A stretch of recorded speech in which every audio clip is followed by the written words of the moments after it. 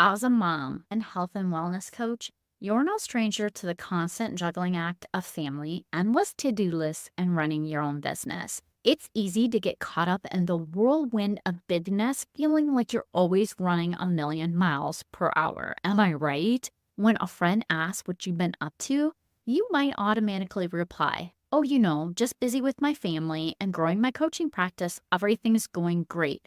But it's pretty crazy. Does that sound familiar to you? But is this automatic response merely a mask to cover up the chaos we feel swirling inside? You're devoted to your family and you're passionate about growing your coaching practice. And managing the ever present busyness can sometimes feel like an uphill battle.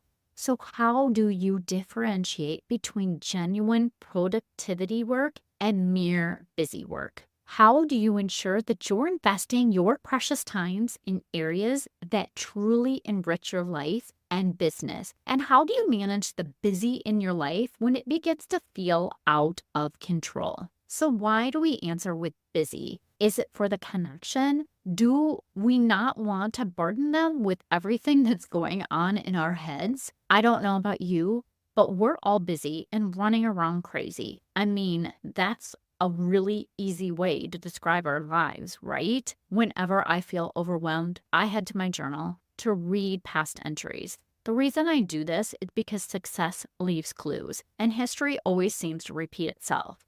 I will share this entry with you from a time when I chose to feel calm and at ease no matter the circumstances. So this was back from 2022, where I believe my words for the year were calm and ease. While we all have a lot going on, I don't really feel busy. In fact, this year I've consciously chosen to embrace the feeling of calm and ease. Does calm and ease come easily all the time? No, I've learned that I'm the only one who can control my reactions, so I'm proactively choosing calm and ease. Even last Sunday night, when our golden doodle, boy, she is so naughty, jumped on top of the counter at 8 p.m. and ate my whole loaf of gluten-free, cooling banana breads with chocolate chips and walnuts. I'll tell you what, I was pretty disappointed that she did that. So instead of taking a nice, hot, relaxing shower before bed, no, not this girl, I was listening to my vet explain to me how to induce vomiting. Thank God for Dr. Jerry. This was the perfect opportunity to the crazy in, but I didn't. Nope, I didn't. Instead, I embraced calm and ease. Did it take everything in me to keep it together? Yes. Yes, it did. It took every fiber of my being to embrace calm and ease and not want to go off the deep end, feeling overwhelmed. But I did it anyway. I don't know about you, but after reading this journal entry, it made me want to choose calm and ease to manage my busyness. So, how exactly do you manage the feeling of being busy and overwhelmed when they keep popping up in your life? In spite of the situation you can't handle and everything feels like it's out of control. Well, here's a couple of ways that I've created in my life to be able to help manage that busyness. First, you want to make sure you have a great routine for scheduling your week and being okay that you'll have to let some things go. Of course, this will feel difficult. However, for right now, you know that some things have to give. Learn to accept not everything ought to be done by you. Basically, know that sometimes your schedule will be off and you'll have unexpected things come up that you didn't plan or schedule. Trust me, I have done so much thought work around this. In this situation, nothing will throw me off my game more than if my schedule or the outline of my day would get off in any way, shape, or form. It drove me crazy. When the crazy happens, embracing calm and ease will not throw me off my game nearly as much. Plan your week. So if you've ever wondered how to create a great routine for scheduling your week, the trick is just to plan a day that actually works the best for you to plan out your upcoming week. You may do this on a Monday morning, first thing, Friday afternoon, or even over the weekend. Despite what you think, planning doesn't have to take a long, drawn out process. Actually, I encourage you to set a time limit on how long you're going to spend on your week. May I suggest to not go over 1 hour? You should be able to nail this in an hour. Basically, you simply sit down and you map out what you have going on the week ahead. When you decide ahead of time what you'll do, this is huge for not feeling so busy because you can see what you have going on. It's all laid out ahead of time. You just need to make sure that you find that day that works the best for you so that you can map it out and you'll be consistent when you map it out. So here is one thing that I need to make sure that I don't overlook when I'm mapping out my week. I have to get out of the house for an appointment or I have to take the kids somewhere. Okay, that's great. I need to block out time to get out the door. It's for me, that generally is about 10 minutes before I plan to walk out the door. See if I can find every number of last minute items that somehow seem important to me during those precious moments instead of getting out the door. Again, maybe it's just me, but for some reason I noticed the water dish is empty for the dogs. Or, oh boy, did I actually feed them today and they ate all their dog food? Typically, yeah, but I don't remember seeing them eat the dog food. Or, of course, I have clothes in the washing machine that need to be thrown in the dryer. Okay, again, maybe this is just me, but those last few minutes are when I seem to find all those little things that add up pretty quickly. However, I always buffer in 10 minutes because I know me. And it's specifically in my calendar, get out the door, because I know for some reason I need that time. Also, make sure you include your time to truly get ready, not your PR of the fastest time that you ever got ready. You need to plan the amount of time that will be realistic for you to get ready. Be sure to work backwards from your appointment so that you have all that in your calendar. And drive time. Don't forget about the drive time. I have that in my calendar as well. Another thing that needs to be in your calendar are your big rocks. These are the things that you plan to do in the upcoming week that are non-negotiable. They're the important things that you want to make sure that happen.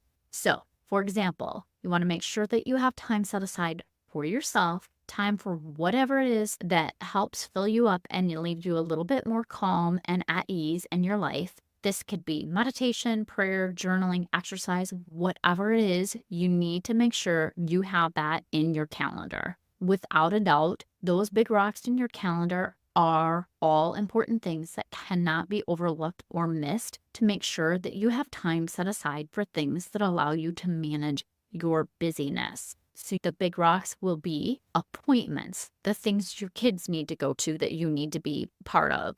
You want to make sure you have at least one big thing that you will accomplish a day. Like, what's that one thing that if you get it done, you've won the day? And I'm not talking about a whole project that has like 10 tasks to it. Like, what's one big thing that you can get done? Secondly, is letting go of some things.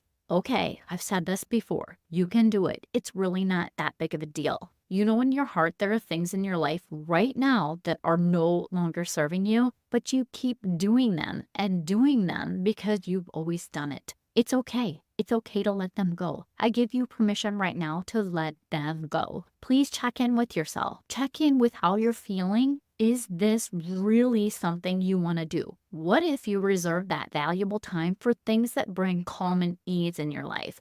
Certainly let go of things that are no longer serving you at this time in your life. This is where I personally need to check in when I'm feeling that chaotic busyness and I want to feel more calm and ease. After all, by embracing calm and ease, I learn to accept that I cannot load extras into my calendar, activities that I know are really going to push my schedule. Going out for dinner too often or trying to put too many things in one day. I know now that I'm the type of person that if I have more than one or two max big activities, it's going to completely drain me. And when I load up on all those extra things on my schedule, you guessed it, I'm not going to feel very calm and I'm going to feel busy. I want to be able to manage that busy feeling and embrace calm and ease. There, I am aware by taking a step back and reviewing all the items on my calendar for the week. That way, I know if somebody asks me to do something during the week, I can go ahead and look at what I have planned out on my paper planner or in my calendar and know, oh, hey, yeah,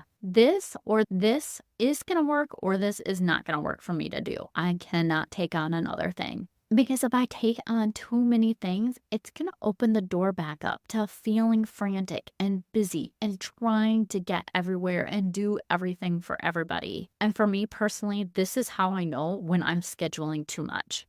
Do you have a trigger that alerts you as well? How do you know? Well, I know when my day is getting to feel frantic and busy because I start to dream at night that I'm trying to get places. Here is what happens in my dream. I need to get someplace and I can't get out the door to actually get there and go. The reason is I have all these I'm trying to gather and I'm putting them in my suitcase or my basket or my bag or whatever I'm carrying out. And I struggle to get everything gathered up because things are everywhere and I'm frantically trying to organize it and pick it up so that we can get out the door on time. This dream, when I start to have it, is my trigger. Once again, I know that I'm trying to do too many things. It's a signal that I need to take a step back and a hard look at my schedule to figure out what needs to go. If letting things go is hard for you right now, I give you permission. Just let it go. It's not worth the hassle or the headache or the feeling of busy. You do not need to do everything. Despite what you think, you only need to do the things that keep the ship afloat sometimes. Everything else can be thrown overboard. If you're getting asked to be the next person to run a committee, are you the best person to be running that committee? Maybe the answer is yes. At least consider you'll have to say no if you say yes to a new committee.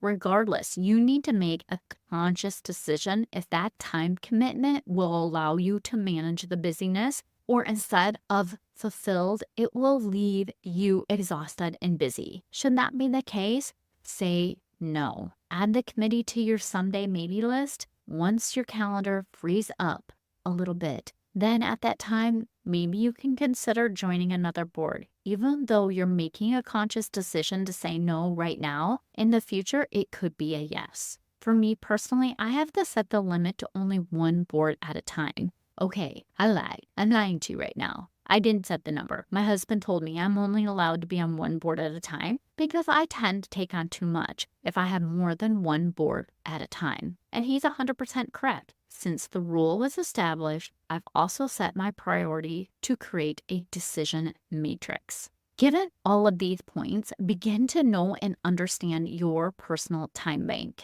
Well, okay, obviously, we all have 24 hours in the day. But what is your time bank? Let's figure out. The simplest way to figure out your time bank is to know how much time you spend sleeping. Yeah, take that number and subtract it from your 24 hours. That's your time bank. So if you sleep 8 hours, that leaves you with 16 hours to manage your busy. What you decide to do with your 16 hours every day is up to you, but how many hours you have to get everything you want to do done. And you may try to justify this. I did this. So one other point regarding busyness, it's really a thought. I know, right? I have plenty of clients try and tell me differently. And heck, I even try to justify it in my own personal coach when she points out that I'm merely having thoughts that I'm busy. Yeah, in the end, it is our thoughts. You guessed it. Your thoughts create the feelings that cause the action that give you the results. You get to choose the thought of being busy. Yep, I know. Try that one on for size and see how it feels. You may want to jump on the bandwagon and decide to choose the thought of calm and ease with me. But once you begin to look at all the ways your life feels calm and at ease, you'll begin to see them show up.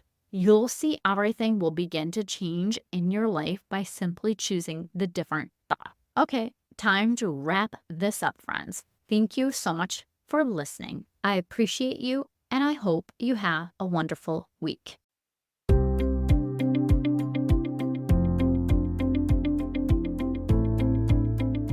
Yay! Thank you so much for listening. I hope that you found this episode valuable and learned some actionable tips that you can implement in your business so that you can feel accomplished and less stressed. If you enjoyed this show, please take a quick minute to share this with your business bestie, subscribe, and leave a review. It helps me reach more business owners just like you. And if you have any questions or topics you'd like me to cover in future episodes, please reach out to me on my website. I've created a form just for you. Remember, with the right system and mindset, you can achieve the success your heart desires.